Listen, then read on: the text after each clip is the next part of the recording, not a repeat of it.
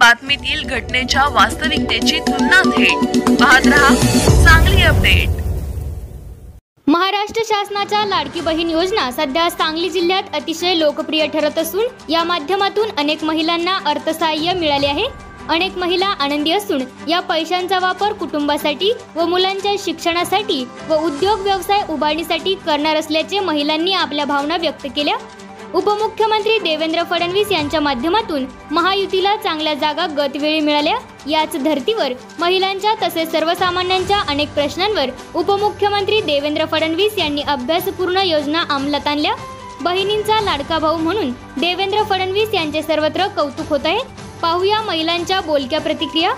माझ्या बँक खात्यामध्ये पैसे आलेले आहे लाडकी बहीण योजनेसाठी, ते मी आले काढण्यासाठी मला लागणार आहे ते दैनंदिन खर्चासाठी म्हणून आले आणि मी सरकारचे आभारी आहे की त्यांनी आम्हाला दिले।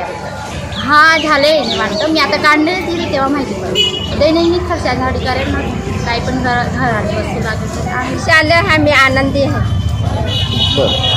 माझं थोडं दवाखान्याचे उपचार चालू आहे, त्याच्या कामात येऊन जाणार। हे पैसे सरकारने दिले ते सरकारचे खूप आभार आहे।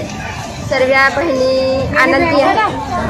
4 वर्षापासून चालू आहे, औषध चालू आहे ना, औषधासाठी कामात येऊन जाणार की माझ्या खात्यावर 3000 रुपये जमा झाले म्हणून दर महिन्याला मला 1500 रुपये मुख्यमंत्री माझी लाडकी बहीण याबद्दल मिळणार आहे। त्याबद्दल मी शासनाचे खूप खूप